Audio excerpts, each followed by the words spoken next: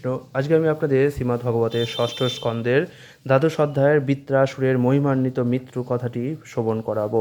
শ্রীল সুখদেব গোস্বামী বললেন, হে মহারাজ পরীক্ষিত, দেহত্যাগ করতে ইচ্ছা করে বৃত্রাসুর জয়লাভের চেয়ে মৃত্যুকে শ্রেষ্ঠ বলে মনে করেছিলেন। তখন তিনি তার ত্রিশূল গ্রহণ করে ব্রহ্মাণ্ড যখন জলমগ্ন হয়েছিল, তখন কৈটব দৈত্য বিষ্ণুর প্রতি যেভাবে ধাবিত হয়েছিল, সেইভাবে দেবরাজ ইন্দ্রের প্রতি ধাবিত হয়েছিলেন।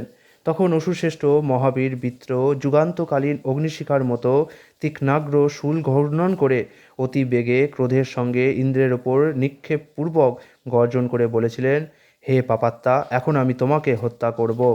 বৃত্রাসুরের ত্রিশূল আকাশমার্গে উল্কার মতো উড়ে আসছিল। যদিও সেই অস্ত্রটি এত ভয়ঙ্কর উজ্জ্বল ছিল যে তার দিকে তাকানো যাচ্ছিল না, তবুও নির্ভীক চিত্তে ইন্দ্র তার বজ্রের দ্বারা সেই অস্ত্রটি খণ্ড খণ্ড করে এবং সেই সঙ্গে বৃত্রাসুরের সর্পরাজ বাসুকীর শরীরের মতো বিশালাকৃতির একটি বাহুও ছিন্ন করেন। যদিও তার একটি হস্ত দেহ থেকে ছিন্ন হয়েছিল, তবুও বৃত্রাসুর অপর হস্তে একটি লৌহ গদা নিয়ে ইন্দ্রের কাছে গিয়ে তার চোয়ালে আঘাত করেছিলেন। তিনি ইন্দ্রের বাহন ঐরাবতকেও আঘাত করেছিলেন। তার ফলে ইন্দ্রের হাত থেকে বজ্র পড়ে গিয়েছিল। বৃত্রাসুরের সেই অদ্ভুত কার্য দর্শন করে সুর, অসুর, চারণ ও সিদ্ধগণ সকলেই তার বিষয়ে প্রশংসা করেছিলেন। কিন্তু ইন্দ্রের মহাবিপদ দর্শন করে দেবতাগণ হাহাকার করে বিলাপ করেছিলেন। শত্রুর সম্মুখে তার হাত থেকে বজ্র পতিত হওয়ায় ইন্দ্রের এক প্রকার পরাজয় হয়েছিল, এবং তিনি সেই জন্য অত্যন্ত লজ্জিত হয়েছিলেন। তিনি তার অস্ত্র তুলে নিতে সাহস করেননি। বৃত্রাসুর কিন্তু তাকে উৎসাহ দিয়ে বলেছিলেন, বজ্র গ্রহণ করে তোমার শত্রুকে বিনাশ করো, এটি বিষাদের সময় নয়। বৃত্রাসুর বললেন, হে ইন্দ্র, আদি ভোক্তা পরমেশ্বর ভগবান ব্যতীত অন্য কারোরই বিজয় নিশ্চিত নয়। সেই ভগবান সৃষ্টি, স্থিতি এবং প্রলয়ের কারণ, এবং তিনি সর্বজ্ঞ। পরতন্ত্র দেহধারী জীব যুদ্ধ করবার ইচ্ছা করে কখনো বিজয়ী হয় এবং কখনো কখনো পরাজিত হয়। লোকপালগণ সহ এই ব্রহ্মাণ্ডে সমস্ত লোকের সমস্ত জীবেরা সর্বতভাবে ভগবানের নিয়ন্ত্রণাধীন। জালবদ্ধ পাখির মতো তাদের কোনো স্বাধীনতা নেই। আমাদের ইন্দ্রিয়ের শক্তি, মনের শক্তি, দেহের শক্তি, প্রাণ, অমরত্ব এবং মৃত্যু সবই ভগবানের নিয়ন্ত্রণাধীন। সেই কথা না জেনে মূর্খেরা জড়দেহটিকেই তাদের কার্যকলাপের কারণ বলে মনে করে।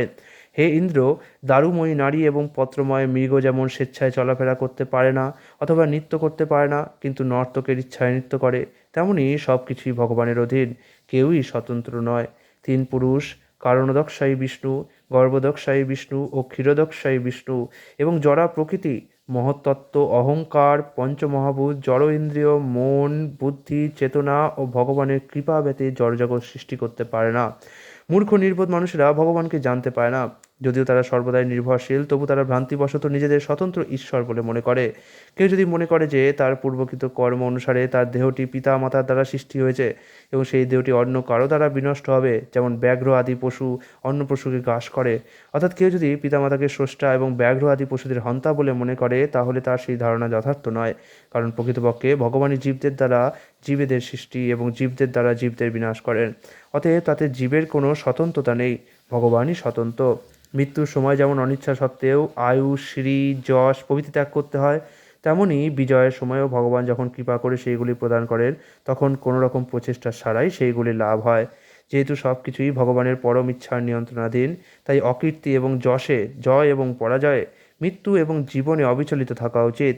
সেইগুলির কার্য, সুখ এবং দুঃখ প্রভৃতি সকল অবস্থাতেই সমভাবে অবস্থান করা উচিত। যিনি জানেন সত্য, রজ এবং তম এই তিনটি গুণ আত্মার গুণ নয়, জড়া প্রকৃতির গুণ, এবং যিনি জানেন শুদ্ধ আত্মা এই সমস্ত গুণের ক্রিয়া এবং প্রতিক্রিয়ার সাক্ষী মাত্র, তিনিই মুক্ত পুরুষ। তিনিই এই সকল গুণের বন্ধনে আবদ্ধ নয়। হে সখে, দেখো, যুদ্ধে আমার অস্ত্র এবং বাহু ছিন্ন হয়েছে। তুমি আমাকে ইতিমধ্যেই পরাজিত করেছ, তবু তোমার প্রাণ হরণের বাসনায় আমি যথাশক্তি যুদ্ধ করে চলেছি। এই প্রকার বিষম পরিস্থিতিতেও আমি একটুও বিষণ্ণ হইনি। অতএব তুমিও তোমার বিষাদ ত্যাগ করে যুদ্ধ করো। হে শত্রু, এই যুদ্ধকে দ্রুতক্রীড়া বলে মনে করো। এতে প্রাণই পণ, বাণী অক্ষ, হস্তি, অশ্ব প্রভৃতি বাহনই তার ফলক। এতে যে কার জয় হবে আর কার পরাজয় হবে তা কেউই বলতে পারে না, তা সবই নির্ভর করে ভবিতব্যের ওপর। ছিল সুখদেব গোস্বামী বললেন, বৃত্রাসুরের নিষ্কপট বাক্য শ্রবণ করে দেবরাজ ইন্দ্র তার প্রশংসাপূর্বক পুনরায় বজ্র ধারণ করেছিলেন। বিস্ময় এবং কপটতা পরিত্যাগ করে তিনি হাসতে হাসতে বৃত্রাসুরকে বলেছিলেন। ইন্দ্র বললেন, হে দানব, সংকটকালেও যে তোমার বিবেক, ধৈর্য এবং ভক্তিযুক্ত মতি অবিচলিত রয়েছে, তা থেকে আমি বুঝতে পারছি তুমি সর্বাত্মা এবং সর্বসহিত জগদীশ্বরকে অনন্যভাবে সেবা করেছো। তুমি ভগবানের মায়াকে অতিক্রম করেছো এবং এইভাবে মুক্ত হওয়ার ফলে তুমি আসরিক ভাব পরিত্যাগ করে মহান ভক্তের পদ প্রাপ্ত হয়েছিল। হে বৃত্তাসুর, অসুরেরা সাধারণত রজগুণের দ্বারা প্রভাবিত। তাই তুমি যে অসুর হওয়া সত্ত্বেও শুদ্ধ সত্ত্বে অবস্থিত পরমেশ্বর ভগবান বাসুদেবের সুদৃঢ় ভক্তিপরায়ণ হয়েছ, তা অত্যন্ত আশ্চর্যের বিষয়। যে ব্যক্তি পরম মঙ্গলময় ভগবান শ্রীহরির ভক্তিপরায়ণ, তিনি অমৃতের সাগরে ক্রীড়া করেন। ক্ষুদ্র খাতদকে তার কি প্রয়োজন? শ্রী সুখদেব গোস্বামী বললেন, বৃত্রাসুর এবং দেবরাজ ইন্দ্র যুদ্ধক্ষেত্রেও ভগবত ভক্তি সম্বন্ধে এইভাবে বলতে বলতে কর্তব্য বলে পুনরায় যুদ্ধ করতে শুরু করেছিলেন। হেরে যান তারা উভয়ে ছিলেন মহান যোদ্ধা এবং সমান শক্তিশালী। হে মহারাজ পরীক্ষিত, শত্রু দমনে পূর্ণরূপে সক্ষম বৃত্রাসুর তার লৌহ নির্মিত পরিঘ বাম হস্তে ঘূর্ণনপূর্বক ইন্দ্রের প্রতি নিক্ষেপ করেছিলেন। ইন্দ্র শতপর্বণ নামক তার বজ্রের দ্বারা বৃত্রাসুরের পরিঘ এবং বাম হাত যুগপথ ছেদন করেছিলেন। বৃত্রাসুরের মূল হাতে ছিন্ন বাহুযুগল থেকে প্রবল ধারায় রক্ত ঝরে পড়েছিল।